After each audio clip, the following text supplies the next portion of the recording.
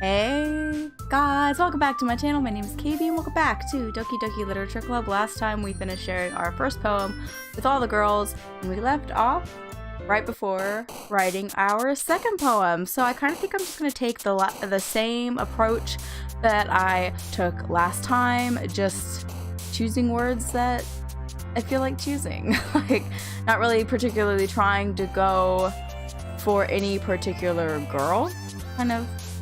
Yeah, so let's see. Let's start with raindrops. Drop top. Aura. Precious. Ambient. Imagination. Fantasy. Desire. Tenacious. Boop. Suicide. Oh my gosh, so dark. Graveyard. Memories. Misfortune. Heaven sent. I think I chose vivacious last time actually. Oops. Pain. Uncanny. Anxiety. Vivid. Sparkle. Alright, let's see what kind of masterpiece we put together this time. Another day passes and it's time for the club's meeting already. I've gotten a little more comfortable here over the past couple days. Entering the club room, the usual scene greets me. Hi, Caeby. Yo, Sayori, looks like you're in a good mood today. I'm just still not used to you being in the club, that's all. Oh, I see. That's a pretty simple thing to get you in a good mood. But I guess it's always the simple things with you anyway. Speaking of which, I'm kind of hungry. Will you come with me to buy a snack? No thanks. That's not like you at all. I have my reasons. Why don't we take a look at your purse, Sayori? Why that all of a sudden? Oh, no reason, really. I just wanted to look at it. Sayori nervously retrieves her coin purse. She fumbles with the latch and it gets it open. Then she turns it upside down and lets its contents spill onto the desk. Only 2 small coins fall out. I knew it. I can see right through you, Sayori. That's not fair. How did you even know? It's simple. If you had enough money in the first place, you would have bought a snack before coming to the club room. So either you're not hungry and wanted an excuse to take a walk, or you plan to conveniently forget that you spent all your money so that I would lend you some. But there's one more thing, you're always hungry. So that only leaves the one option. I give up. Don't make me feel guilty. If you feel guilty, that means you deserve to feel guilty. Yuri suddenly giggles. Huh? I didn't notice that she was listening in. Her face is in her book as always. I wasn't listening or anything. It was just something in my book. Yuri! Don't keep me to let me borrow some money. Don't get me involved like that, Sayori. Besides, you should only buy what you can responsibly afford. And frankly, after pulling a mischievous little stunt like that, your suffering is fair enough for retribution. I didn't mean that. I got too absorbed into my book. I really like when you speak your mind, Yuri. It doesn't happen much, but it's a fun side of you. There's no way you could think that. You were right, though. I did something bad and now I have to accept the revolution. Retribution. That! Still, coming from you, Sayori, I guess there's a little devil inside all of us, isn't there? Don't let her fool you. Sayori knows exactly what she's doing. After all, she told you guys she was bringing me to the club out before she even told me. But you wouldn't have come if it weren't for the cupcakes, so I had to trick Natsuki into making them. Oh, come on. Give me more credit than that, Sayori.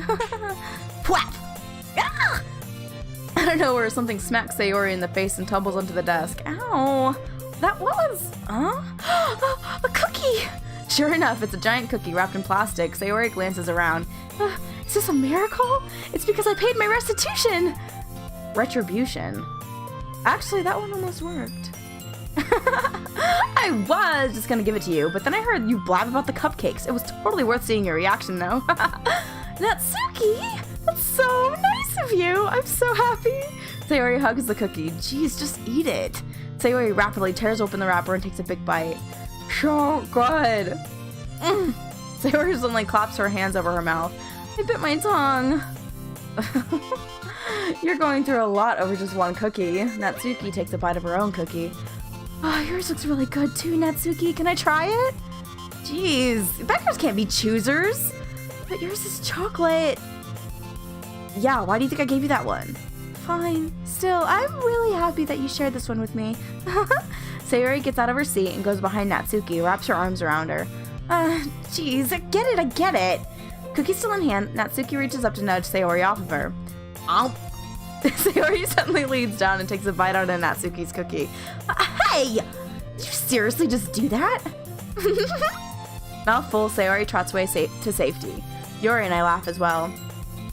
Jeez, you're such a kid sometimes! Monica, can you tell Sayori? Huh?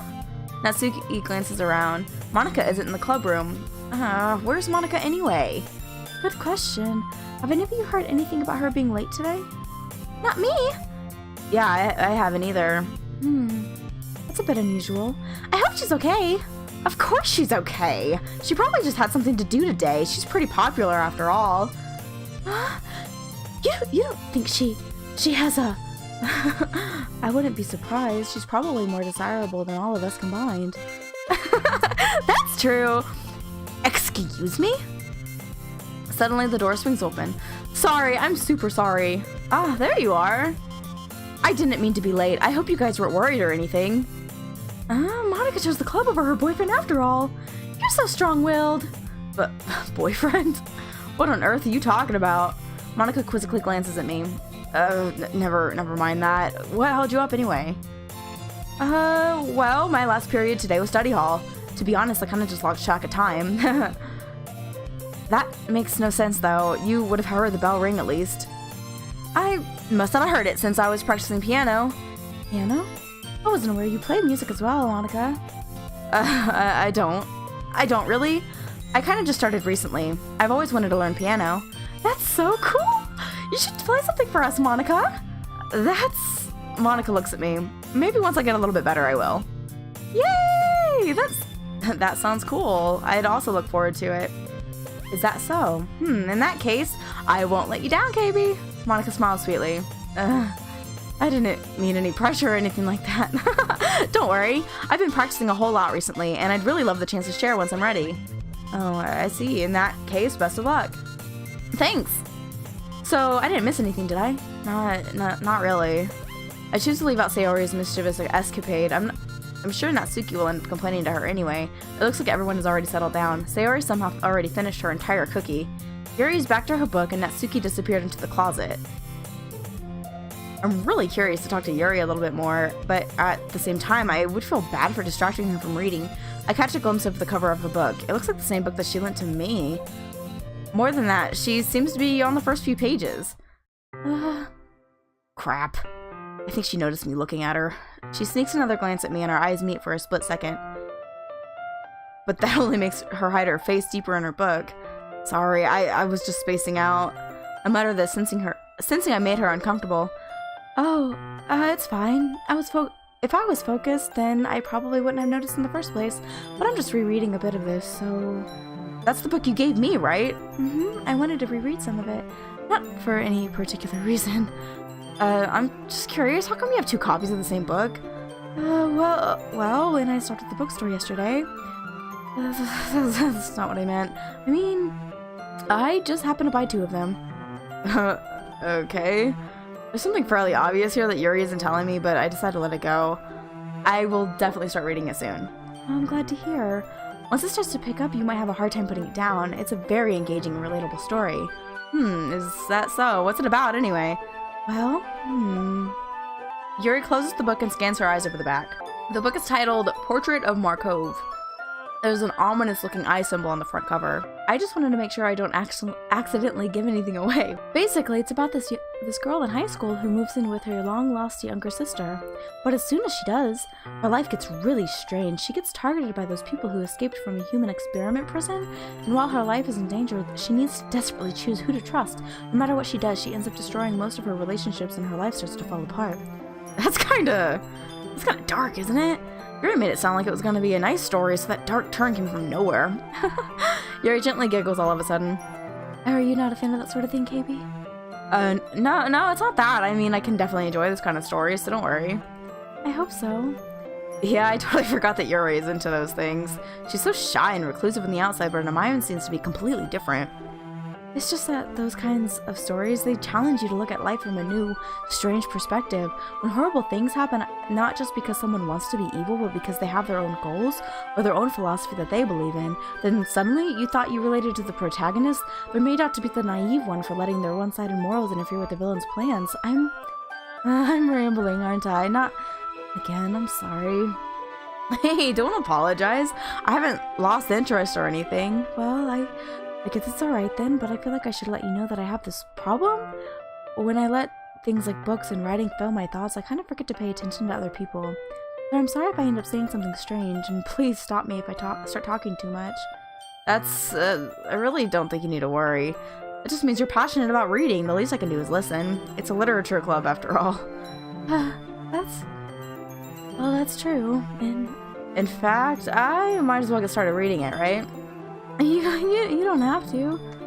What are you saying? Just a moment ago, you said you were looking forward to it. Let me just get the book. I quickly retrieved the book that I had put into my bag. All right. It's fine if I sit here, right? I slip into the seat next to Yuri's. Yeah. Are you sure? You seem a little apprehensive. I'm sorry. It's not that I don't want you to. It's just something I'm not very used to. Like reading in company with someone.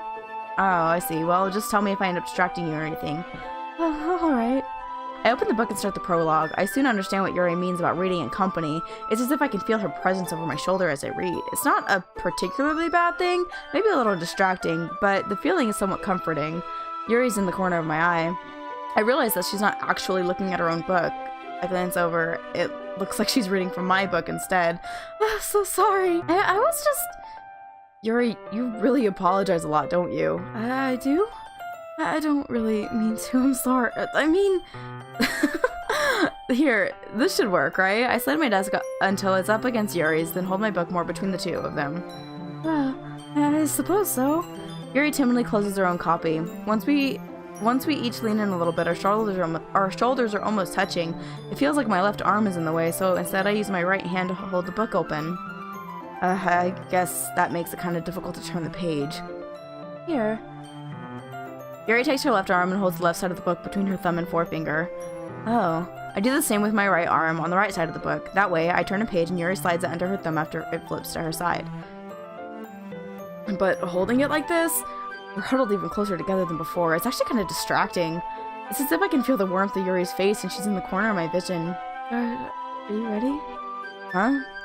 Turn the page. Oh, sorry, I think I got a bit distracted for a second. I glance over at Yuri's face again and our eyes meet. I don't know how I'll be able to keep up with her. Oh, that's okay. You're not as used to reading, right? I don't mind being patient if it takes you a little bit longer. It's probably the least I can do, since, you know, you've been so patient with me. Yeah, thanks. We continue reading. Yuri no longer asks me if I'm ready to turn the page. Instead, I just assume that she finishes the page before me, so I turn it by my own volition. We continue the first chapter in silence. Even so, turning each page almost feels like an intimate exchange. My thumb gently letting go of the page, letting it flutter over to her side as she catches it under her own thumb. Hey, Yuri, this might be a silly thought, but the main character kind of reminds me of you a little bit. Yeah, you think so? How does she? Well, I guess she's more blunt in a lot of ways, but she also second-guesses all the things that she says and does. Like, she's afraid she'll do something wrong. It's not like I can see into your head or anything, but they're kind of reminiscent of some of your mannerisms. Oh, I see. Yuri remains silent for a moment, but maybe that's probably a terrible thing to have in common with her. That's so embarrassing that you think that. Wait, I didn't mean it in a bad way or anything. Sorry, I really didn't know you were self-conscious about that sort of thing. I guess I more meant that it's kind of cute. What are you saying? Okay, everyone. I think it's about time we share today's poems with each other. We might not have enough time if we wait too long. Yuri exhales, spared from finishing her thought. Is that alright, Yuri? You look kind of down. I'm sorry if you haven't been looking forward to this. Oh, it's not. It's fine. Yuri releases her hand from the book, causing it to close on top of my thumb. Alright, I guess I'll do some more reading tonight, or would you prefer I only read it with you? I guess I don't have too much of a preference either way. Well, in that case, I'll read a little more tonight. It'll be more fun to read with you after it picks up a bit, you know? That's good reasoning. In that case, feel free to finish the first 2 chapters in your own time. Alright. I stand up. and make a mental note of where I left off in the book, then slide it back into my bag. Okay, you guys, so we are going to be stopping this episode here. I will pick up next time with sharing our second poem to the girls. So I really hope that you enjoyed this video. If you did, give it a thumbs up to let me know. Subscribe to my channel, and be sure to turn on your post notifications as I upload new videos every single week. And I'll see you next time. Bye!